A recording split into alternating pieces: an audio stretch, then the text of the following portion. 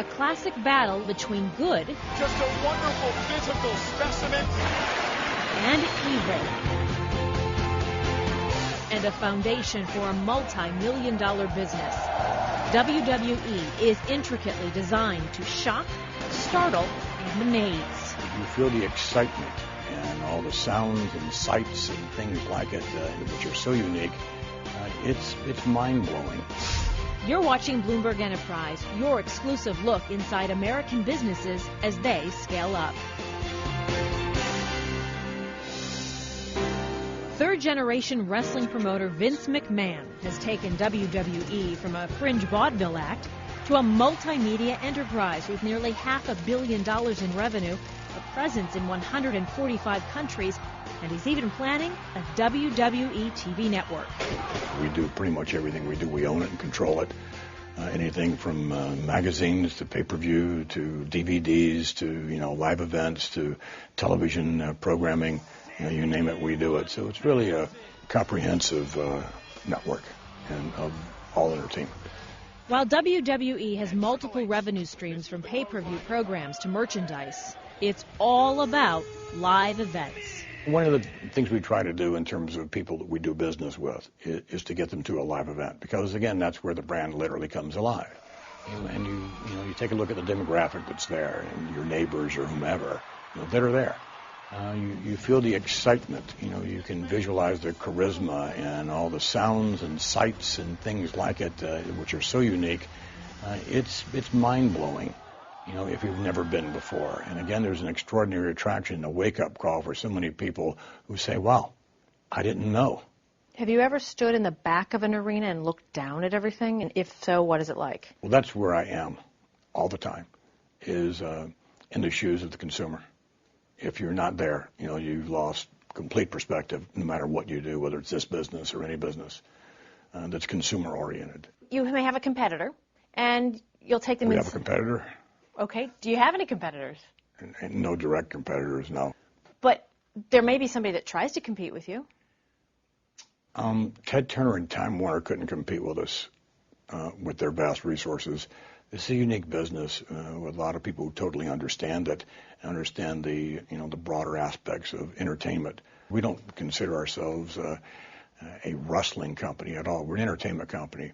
The basis of what we do is so unique, however, in terms of these characters we create, and the fact that some of their differences are resolved in the ring in a sort of a physical type way. It makes us unique, and makes us a unique property in terms of a global perspective as well. It's really, I like to say that WWE is America's greatest export. In terms of competitors, what about just competing for time? We only have 24 hours in a day. Right. So what about MMA, mixed martial arts? Mixed martial arts is not a competitor of ours at all. They're a sport. We're entertainment, two completely different points of views and philosophies. WWE recently announced plans to start a television network. It's been something we've been thinking about for years, but now is the right time, for us to roll it out, and it'll be rolled out next year. Why is now the right time? Because of where we are programming-wise and popularity, and we've just completed our first successful reality show. You want to get to the WWE, you come through me. So there's so many different shows that we are capable now of producing that we haven't in the past from a television standpoint. And again, all of the ancillaries to go with it. We understand licensing. We understand how to capitalize on these personalities, that would be involved in these television shows. Do you need to have live interaction for this to be successful? It all goes back to the live event, which is king. If you have a live event and you capture the enthusiasm and you shoot the audience as much as you do the performers almost, you feel that. Where you're watching at home, you feel that on television. It's not just looking at it. You have to feel it. So having a really good Broadway play, or a really good movie, you have to forget where you are. You're sitting in a movie, you paid for parking, popcorn, whatever, and it's like, and you want to be able to feel that. That's what we do when we really do our jobs well, is we present something in which the audience feels. And from that live event, then you shoot the live event from a television standpoint, and then all the other ancillaries come right after that, in terms of publishing and licensing and things of that nature. So a live event is really key. George Barrios is WWE's CFO. If you look at our business model, TV, the video content that we produce, is the epicenter of everything else. We create that content. That's how we engage our fans. That's how we build superstars in the U.S. and globally. Our live event business is a great add-on then to kind of cement that excitement. We're part rock concert, part soap opera, part Cirque du Soleil. There's just a lot of things going on, and it's unlike a lot of live entertainment. We thought within 12 to 18 months we could launch a WWE network, and that's right. We view it as a game changer potentially for the company. Our investment horizon looks at things like monetization of content. We've talked for over a year on the possibility of WWE network. I think that's the ultimate proliferation of movement of content. It's been a while to get to this point. Well, I think if you look at network launches, it takes a while. There's a lot of complexity. There's a lot of stakeholders involved. There are the networks themselves. There are the MSOs. There are potential content providers. So there's a lot of complexity with external stakeholders. And then there's a lot of internal work that needs to be done. Coming up, we'll take you on an exclusive tour inside WWE headquarters with Vince's daughter, Stephanie McMahon. This is the mask that Triple H wore for WrestleMania 27. Actually, I'll put it on for you.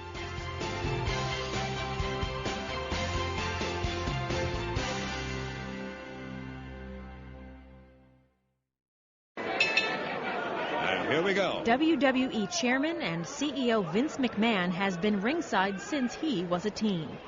Because of my dad being in the business and my grandfather before me, it's thought of on occasion as one person's vision, in terms of a company, and it's not, not by any stretch of imagination. And of course, the bigger we get, the less it is. It's important to have roots in the business, in terms of longevity and what have you, but it's not really.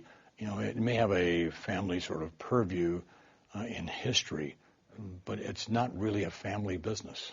Yet you have children that are currently climbing their way up within your company. My daughter and my son-in-law.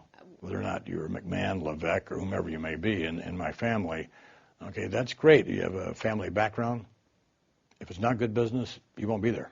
I was really surprised that it was my daughter's junior year. She just finished her junior year in college, and I said, okay, you really need to know, now what you want to do. And she looked at me like I was crazy, and she said, I just want to be in the business.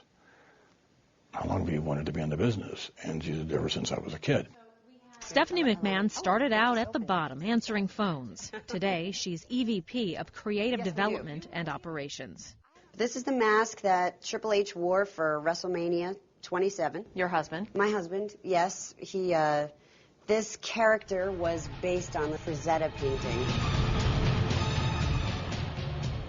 It's not very heavy. It's not very heavy. And, but it is frightening. Actually, I'll put it on for you. You ready for this? Okay, let's see. It's going to mess everything up.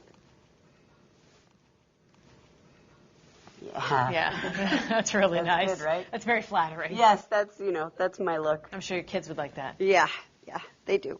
We make these in rubber, and we will be selling them. Seriously? Seriously, yep. They're a hot commodity. So we're actually looking at the possibility of licensing this character across a multitude of properties, video games, comic books, possibly film, animation maybe. We're looking into a variety of different things. But that's the idea, is you have a character, you have that IP, and you market it across all the different platforms that you possibly can. So the Skull King is kind of a new character for Triple H, and that's what we'll be looking to do. And then who buys? Mainly Triple H's fan base, let's see, probably 8 to 16-year-old males, I would think, would buy this. It's pretty cool. The new studios. In addition to managing branding, Stephanie also directs and produces live and televised events. This is John Cena. Saw him on Monday. Yes, on Monday Night Raw. He is the WWE champion and one of our biggest superstars of all time. We have here Kofi Kingston, who's the United States champion. I keep mentioning this guy, who I happen to be married to, Triple H. Triple H, or Levesque, is Stephanie's husband and the new director of talent development. You wear so many hats right now. Yeah. What are you? A little bit of everything. What aren't you? At the drop of a hat, I can be a WWE superstar. I can be a corporate executive, even though it's hard for me to even say I'm that. Behind the scenes, working, helping create new talent, directing, producing, helping write, helping guys with dialogue. I mean, so one thing about this company, everybody pitches in and we all do it all just to make a product. So since about April, you've been leading the team in terms of talent development. Yeah. What do you look for? What is it you see in somebody where you say, that's going to be a star and make us some good money? First and foremost, I look for charisma and personality. It's funny. It's almost, we call it the X factor. Our business is like a puzzle, and there's the puzzle of being a great wrestler. There's the puzzle of being a performer. There's a great actor. There's a guy that can talk well on the microphone. There's the ad-libber and being good at that. Then there's that charisma and that larger-than-life character. And the guy that has the most pieces of that puzzle is the guy that succeeds. But I think the biggest one is that charisma and that X factor, because it's something that you can't teach somebody. I can't teach somebody how to be charismatic and how to be larger than life. Sin Cara is one of WWE's newest superstars. You've recently brought somebody on the team who kind of is quite different than the rest of your teammates. He's a Mexican. He's a luchador in Mexico, and he's an incredibly gifted performer. He does amazing aerial feats and all kinds of moves that people have never really seen before. And he wears a face mask with actually no eyes. He can see through it. I'm telling you a secret. It's all part of, in talent development, the group that I'm heading up. It's creating stars globally. We are truly a global company that in every corner of the world, people understand what we do, and they love what we do. Still to come, Vince McMahon as a boss. Would I be scared to work for you?